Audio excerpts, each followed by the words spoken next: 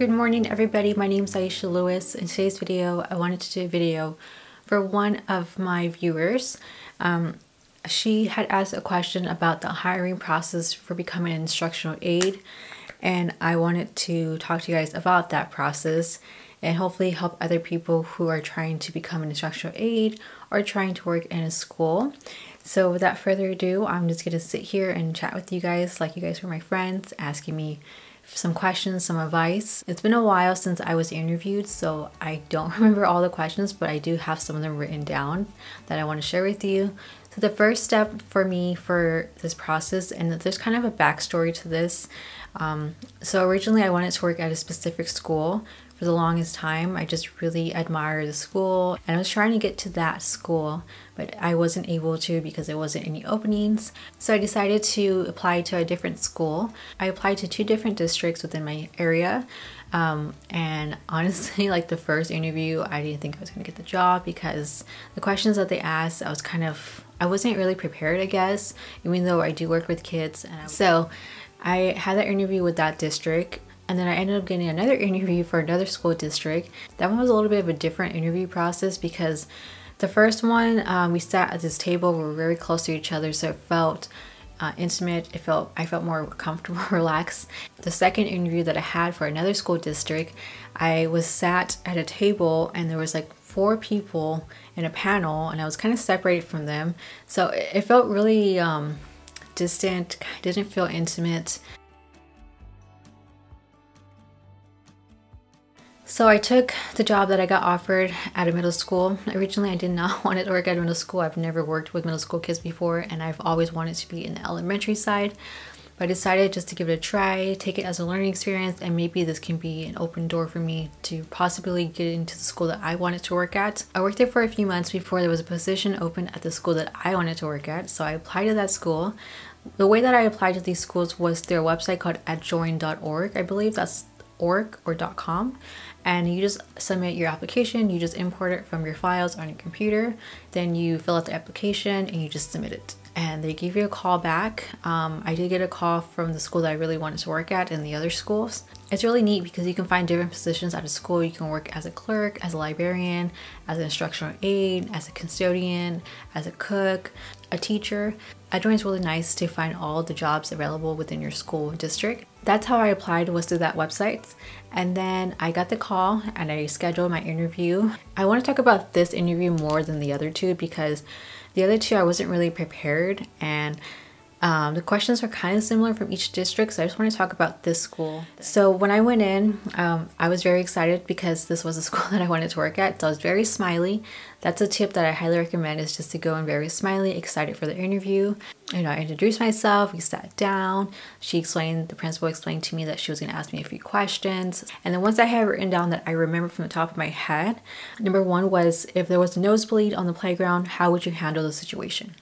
And I don't remember my exact answer. I remember telling the principal that if there was a nosebleed, I would have the child away from the other children. I would call it in the walkie to get assistance over, and I would take out my gloves. So usually we have a first aid pouch.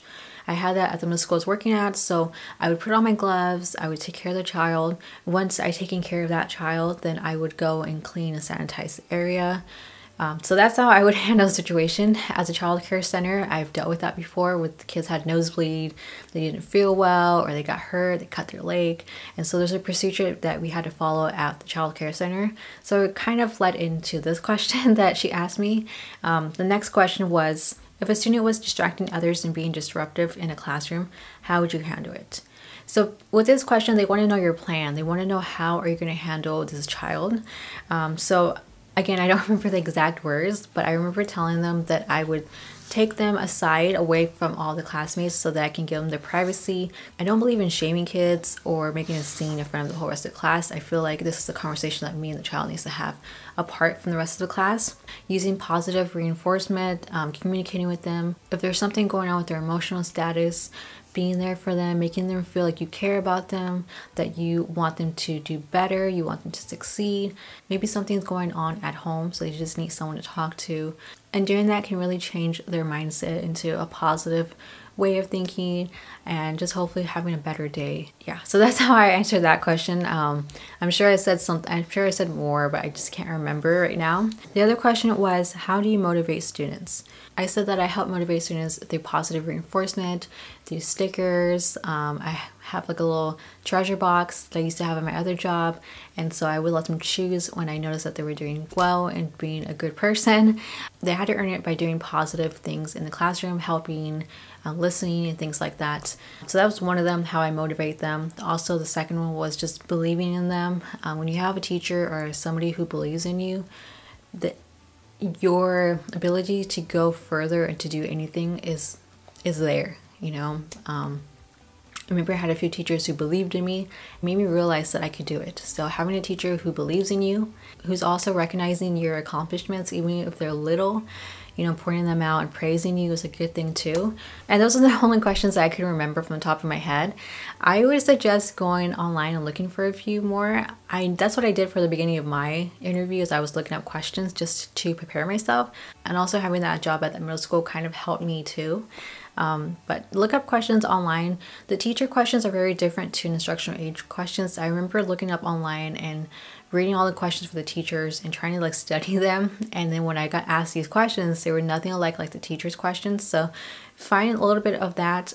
They basically want to know how well you do in a classroom, how well you do with kids who are disrupting the classroom, how do you motivate children, how do you deal with situations when there's an emergency, how comfortable do you feel with reading to groups. There was questions that I did not know, because I've never experienced it before. So I made sure to say to them that I have not experienced that before, but if I were to experience it, this is how I would handle it.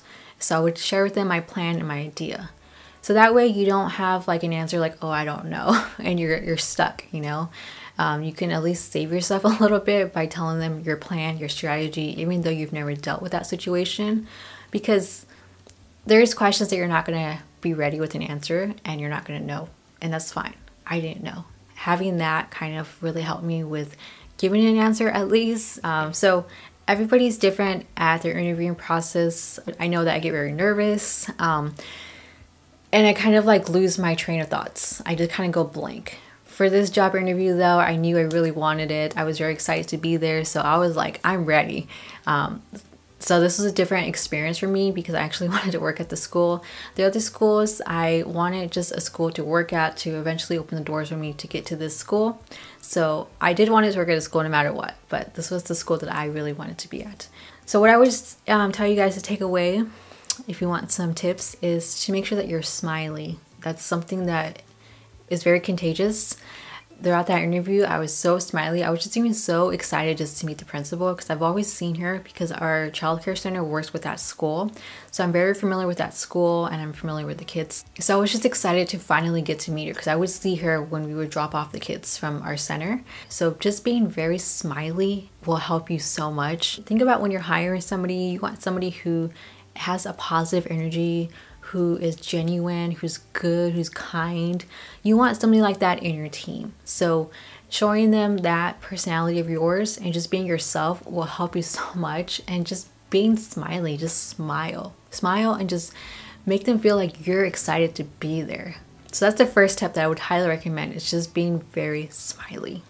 Another one is to ask questions at the end of your interview. For me, I wanted to work at a school that had school spirit. I love schools that really involve the community, the parents, the staff, in doing school spirit activities. I didn't want to be at a school where we don't do anything with the staff and there's like no activities, there's nothing, like there's nothing, you know, there's no school spirit in that school, and I didn't want to work at a school like that.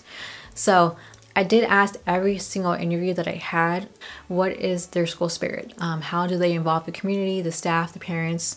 And then they shared to me the things that they do for their school. For this school, I didn't have much questions other than like probably the pay. I had a compliment to give her because I knew from the beginning that I wanted to be at this school.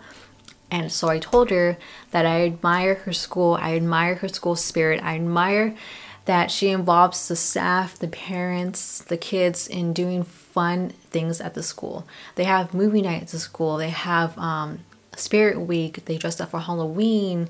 They just have a lot of cool things that they do at this school. Yeah, I didn't really have a question for her. I just wanted to give her a compliment about her school because I wanted her to know that I really admire her school and I really want to be a part of her team. You can ask questions or you can give a compliment for their school or for whichever place you want to work at, because then it just shows that like you really want to be there. Also, I would recommend doing your research. So go to their homepage and look through everything so that you can pull out questions that you might have for your interview, or you might have things that you want to compliment or kind of give like a standing ovation to something in their school that you're like, oh wow, that's really cool, and you want to mention it in your interview process. So make sure you do your research for your schools, get to know the principal. It is a little like you're stalking them, but it's best to get to know the place that you want to work at so that the person who's interviewing you knows that, oh, this person actually wants to be here. You know, they took time to look into our school, into our program, into our company, into our business, whatever job you're looking for. That's really going to help elevate your interview status.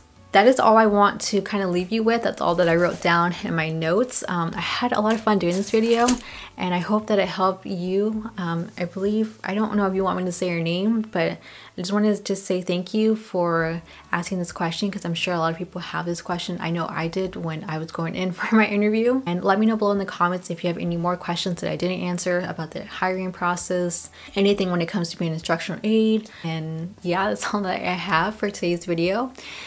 Don't forget to subscribe if you want to stay a part of this channel and follow me in this journey. Don't forget to like this video if it helped you, or if you just liked it, or if you're somebody who works with kids. Give me a thumbs up to support my channel. And again, my name is Aisha Lewis, and until next time, I will talk to you guys soon. Bye everyone.